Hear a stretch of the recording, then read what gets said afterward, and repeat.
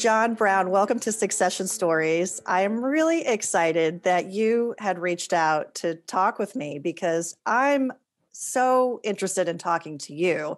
You are the founder of BEI, which is a very, very well established firm that helps business owners plan for their future and for their business transition. And I know we have a lot of business owners listening that might not know about what you and I specifically are talking about. So I think it's a great educational opportunity for how business owners can think about this sense of transition in their company and really building value. So welcome. Thank you. Thank you, Laurie. It's great to be here. I want to start us off with something that I saw on your website, which is so obvious that it's almost funny, but I think it's good to state the obvious, which is 100% of business owners will stop being owners at some point, right? That's a very obvious Yeah. thing to recognize. But the important thing for this conversation is that only 20% of business owners have a written plan to transition ownership. So for today, I think it's a great way to talk about what is exit and succession planning and why is it important for business owners. So why don't we start with you and your background, and if you can share how you got involved with exit planning and why you started your company, BEI. Sure. Well, a long, long time ago, I was a young person and my parents owned a business. So I really, from almost from age 4, I've been involved in businesses in some capacity. My parents sold their business when I was in law school to their key employee. Like all people from Michigan, they retired to Florida. And about 6 months later, they came back to Michigan because the business was failing. And it did fail, and the business was liquidated. So that was my first exposure, I guess, to what a lot of business owners do that I don't want any other business owner to have to go through, which is the liquidation of the business through a failure, really, to appreciate what's required if you want to exit your business on your terms. And so after law school, I moved back to Colorado where I'd gone to undergrad, co-founded a law firm after a few years, and eventually, actually fairly quickly, the firm separated into more or less two areas. One was a merger and acquisition practice, much like what you do, and the other, and my partner was in charge of that. And I was in charge of a planning side, estate planning, and what we called back then business planning, which was pretty basic back then. But that developed over time as I realized that owners didn't really know what to do as they prepared, whether it's for a third-party sale or giving it to their children or transferring it to their key employees. They just had no idea of what to do. So as a result, they eventually did something and they wound up like my parents did. And so that gave me the idea of starting a planning-based planning. I called it exit planning. There was not a term exit planning used way back then, and we really developed that. And after about 10 years, I wrote a book called How to Run Your Business So You Can Leave It in Style. It was aimed at business owners. It surprisingly sold a lot of copies. I think we ended up publishing about 250,000 copies. And so that really put us on the map. And from there, I realized I was more interested in helping owners lead, come up with a plan, develop a plan, execute a plan to leave their businesses. But I wanted to do it through other advisors because I was pretty limited in how many owners we could represent. So I really developed BEI, Business Enterprise Institute, to train advisors all around North America. And we've trained thousands of advisors in what exit planning is and how they can use that to help their owners leave their business. And part of that, then, we also have a BEI is essentially a membership-based organization. We have 1,500 advisors around mostly this country that we support with marketing tools, planning tools, software tools to develop and implement an exit plan. And that continues to be developed constantly as we still learn more about the whole planning process. So that's my story. So That's a here I great am. story. Yeah, and it's always helpful when your sense of the problem is firsthand experience, and so for you is with your family business, your parents' experience, Right. and so you've got this mission to help make sure that others don't have the same fate. So let's talk about this phrase, exit planning. There are other phrases that we use too to talk about it because exit sounds negative. Oh, I'm exiting, I'm leaving. And I think that there's some data out there that says when people have something they're going to, they feel more positive about it. So Mm-hmm. there are other phrases also. But of course, as you said, the foundation of BEI is exit planning. But when an owner, if an owner is listening to this episode and thinking, oh, exit planning, I'm not ready to exit my business. I have another 10, 15 years I'd like to work in my company. Mm-hmm. What are some of the considerations around that? What does it really mean to be planning for a business transition? Well, it's interesting. That's an interesting question. Our surveys, we survey business owners every other year. Our last survey, we asked the question, when are you planning to leave your business? We didn't say exit. So it's really leaving your business. For almost all advisors, that would mean, well, they're going to sell their business, they're going to give it to their kids, they're going to exit the business. But in phrasing the question that way, we found that 80% of owners wanted to leave their business within 10 years. And that is very consistent with our surveys going back many years. It's always been about 80% want to leave the business in 10 years. But 25% of owners want to not leave their business, but not sell it, to keep ownership. They just don't want to have to go to work every day. And that's something that is not obvious to most advisors. And owners should realize if that's something you want to do, advisors are trained to help you do that. I mean, the BEI is premised on the fact that it's owner-centric. We train advisors and we provide tools and information with the idea that what is it that the owner wants to do? It's called owner-centric planning. So if the owner says, I want to keep this business for 10 years and then I want to just liquidate it, we talk to her about that to make sure they thought through the pros and cons. But if that's what they want to do, that's what we do. Yeah, and as someone who, for me, speaking with my own experience with my clients, it's absolutely the philosophy that I take is trying to understand what's important to them and try to get from them what their future vision is. So if like as you say, they want to shift to chairman or chairperson and Mm-hmm. just not be in the day-to-day role, we plan for that. Or if they want to transition their company to the next generation of managers or the next generation of family, we plan for that. But if they Right. want to sell and maybe they have a mountain climber mentality and they want to move on to the next, maybe start another business or buy a business, we support that too. So I think that's really critical. We can't assume the answer is always to sell the company.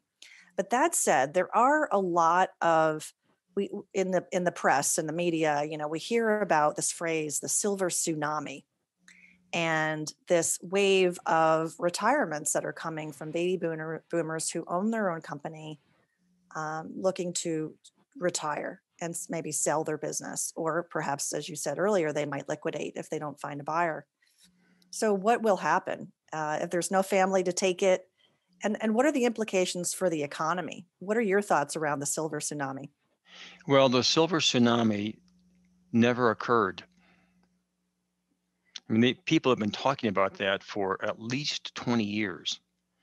It's just around the corner. It's happening right now. Well, it hasn't happened. I mean, clearly, baby boomers are going to start dying off at a faster pace. So it will increase from that perspective. But for a lot of owners, if they can develop the business the way they want to develop, I don't think they're going to necessarily leave all the time. They, like I said, 25% of owners would like to stay indefinitely. Most owners, once they understand what their lifestyle they want to leave after they've transferred ownership, is not going to be that much different. They don't want it to be much different than the lifestyle they enjoy today. Once they think through that and how much money they're going to need by working with people like you, Laurie, they realize they can't leave. They can't exit their business because they won't be able to maintain their lifestyle. And so the foundation of a lot of exit planning we do is to first understand clearly what the lifestyle wants and needs of the owner and family are. And then are the resources available now through the value of the business, investments, et cetera, available to meet that lifestyle want or need should the owner sell the business? Usually there's a gap. So in exit planning, for the owners listening in, I would really emphasize you need to work with a team of advisors.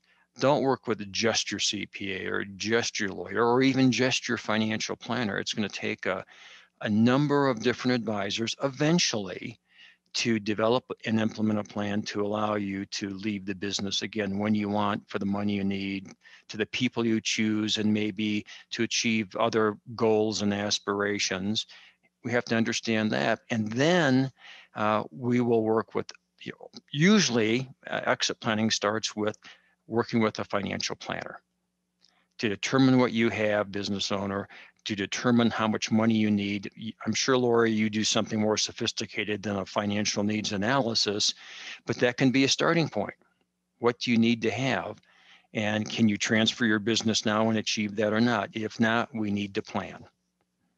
And you mentioned a gap.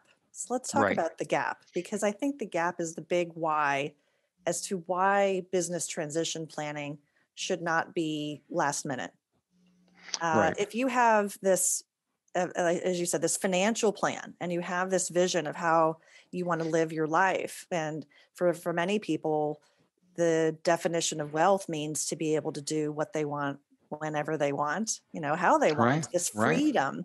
This freedom to control your time, especially after, what we've gone through over the last year plus with COVID, is I think a lot of people are really seeing that time is the biggest resource we have.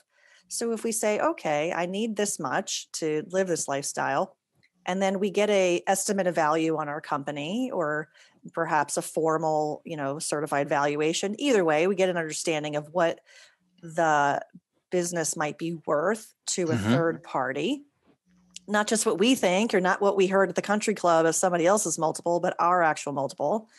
And so what's our business worth today? And so perhaps there's a gap. So what I think about is this gap, and how do we close the gap?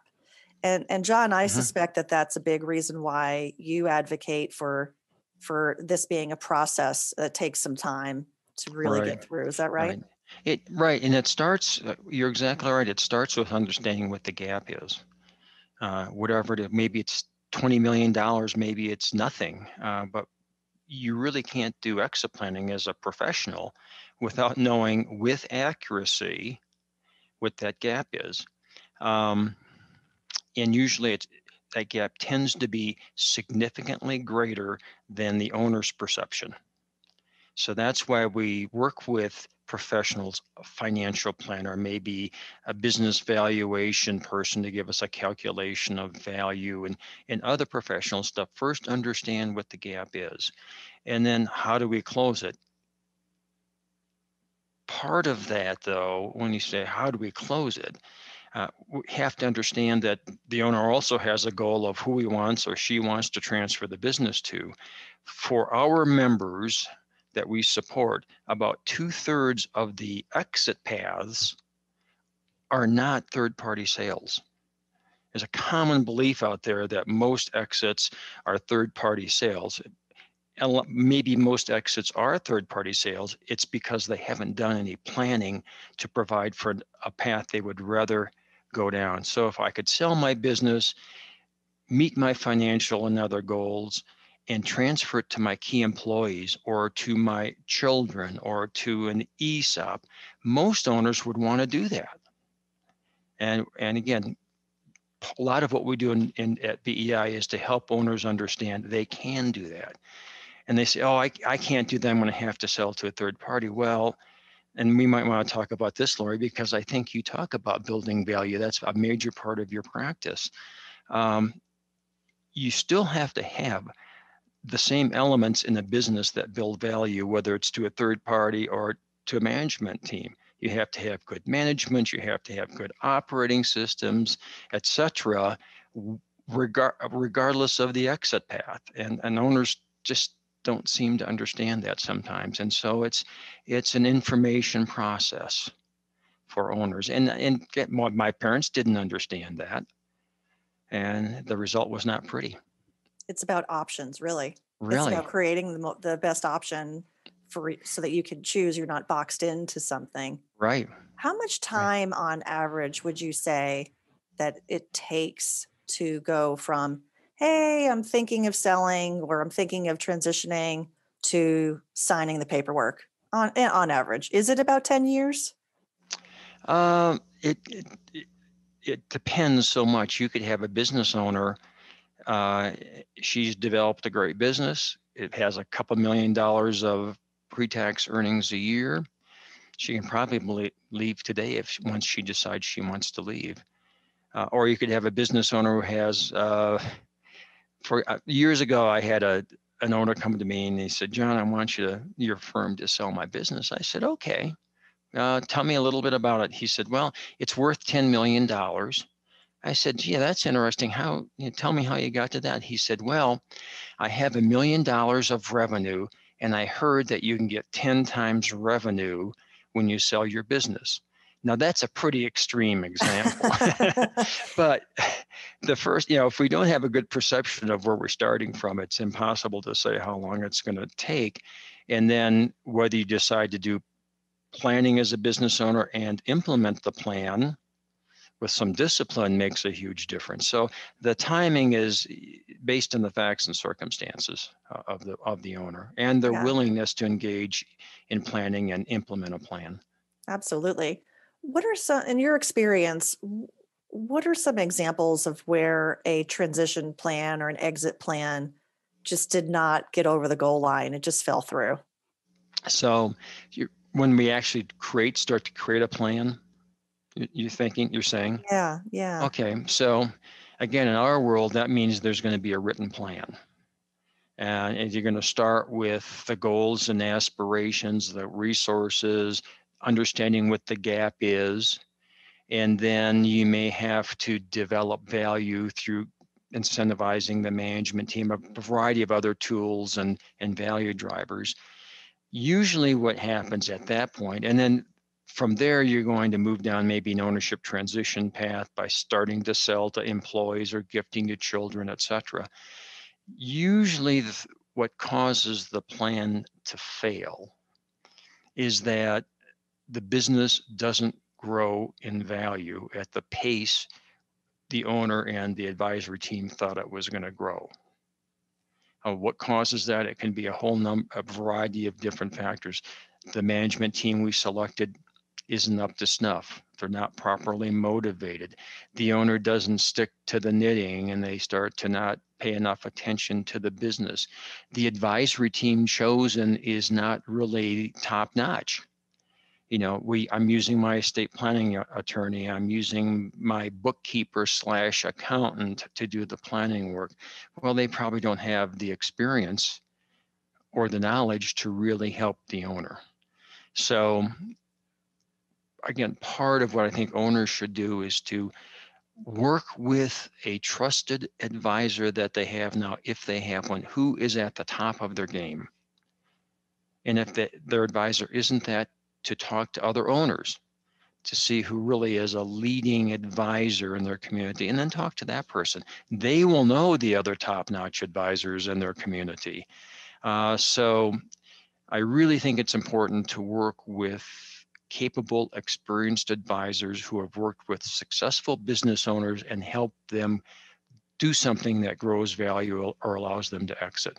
That's really important. Without that, you just can't do it. It would be like The Denver Broncos they usually have a pretty lousy quarterback, and so we don't go anywhere. When Yeah. we have a Peyton Manning, suddenly we can win Super Bowls. It's the same concept. You need a trained advisor, and I would suggest that person be trained in exit planning. Absolutely. And it makes me think, I mean, entrepreneurs don't build their businesses alone. So why would they sell their business on their own? Or why would they, try to transition on their own? So having a team, a collaborative team, I would also add the word collaborative. I think that's important. Mm-hmm. As you mentioned, between people who have different fields of expertise, but that work together on behalf of the owner. I think that's all really relevant. So, Right. is there an ideal time to start exit planning? If you are, let's say, maybe it's age based, if someone is saying, well, I want to retire when I'm 65. Okay. So, if we work backwards, that's one way to look at it. But the other thing I would love your thoughts on is, isn't business succession planning really just financial, getting your finances in order and making sure your business is healthy and helping it ensure sustainability to the next generation? So doesn't it just make good economic sense to do all of the things that we're talking about in kind of a big picture to grow value in your company?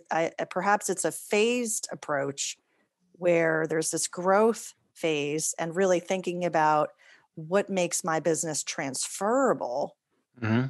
and perhaps there's trade-offs between some decisions we'll make. Well, do I hire that person, which could hurt my profitability this year, but it really help my profitability in the future?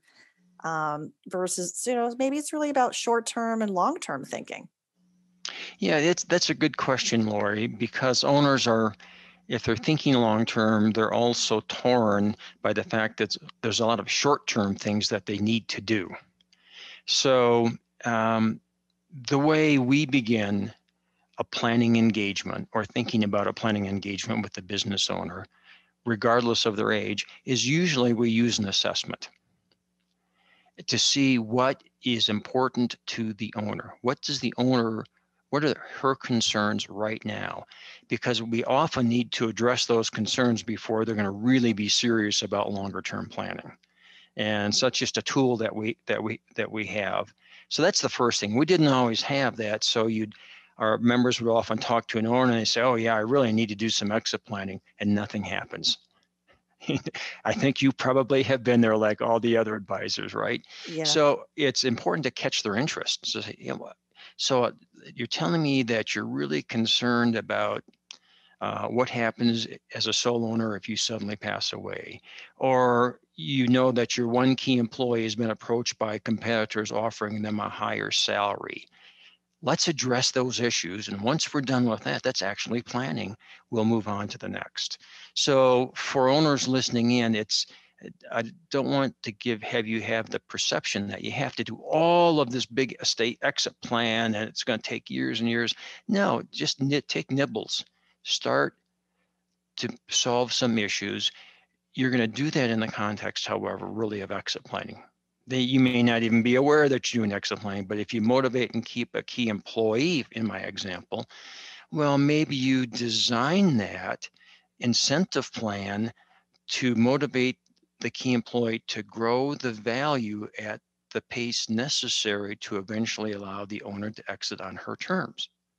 So that's exit planning. We kind of sneak that in sometimes, but owners appreciate that. So it's really hard to say how long it should take. It depends on the business, of the owner, but the biggest barrier to exit planning or planning for the future is the owner not doing anything.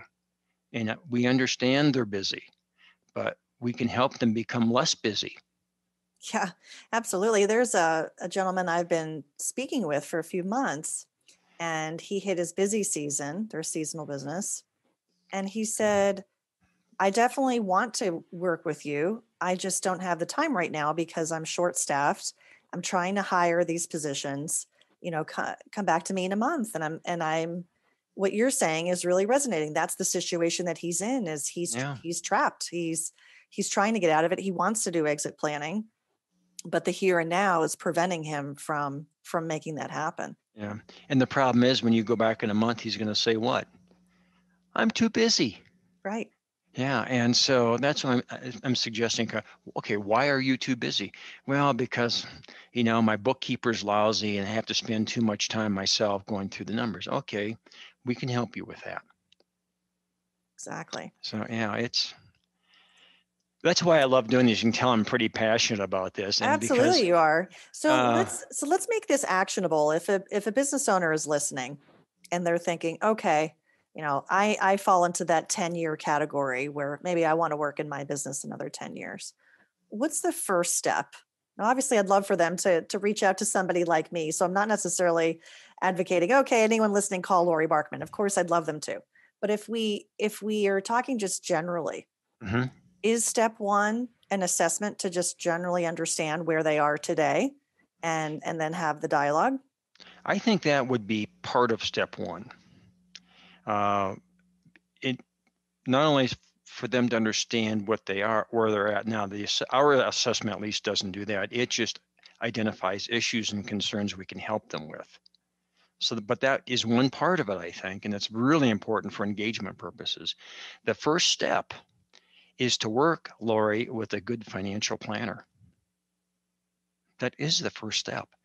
Uh, Almost half of our members are financial planners, and there's a reason for that because you can't do exit planning unless we know the financial condition of the owner and what his or her goals are. And that's what part of what a financial planners do. And I don't want to limit it to that, but part of what I think you do is to say, what are your financial goals and aspirations? Where are you today? A financial planner would say, well, I can help you achieve your financial goals through investment advice and things like that. A financial planner slash exit planner has a much broader field of knowledge and a much broader capability to help the owner actually do exit planning then. But it has to start with, in my parlance, a financial needs analysis. I don't even know if that's quite the correct term from the financial planner would use, but we need to know what they need.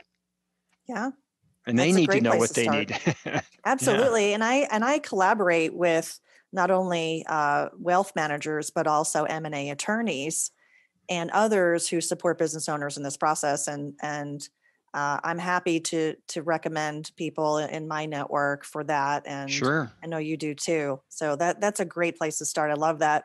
So John, I love to ask all of my guests if they have a favorite quote to share for entrepreneurship or leadership. Do you have one? You asked me that earlier, and I do. And not only do I have a favorite quote, but I have a favorite quote source, the source of a lot of wisdom, and his name is Peter Drucker. And he's deceased now, but he was maybe the first really internationally famous management consultant type person, a brilliant person. He taught at a college, Carleton College, I think in California, or Claremont College, rather, almost until he was 90 years old. He wrote a dozen or more books on how to run a business, the role of management in developing and growing a business. And one of his quotes is that entrepreneurial businesses, as opposed to maybe an IBM, need to hire top management before they can afford them. And I read that years ago and I thought, this is the one quote that I just don't agree with.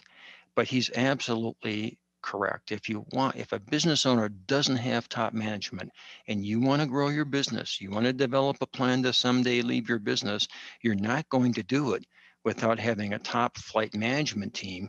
That creates the value in your company. It can't be the owner creating all of the value or it won't be transferable. Absolutely. Yeah, Peter Drucker, I think, is the number one quoted Yeah. person on this show. Yeah. I agree with you. He is a wealth of wisdom.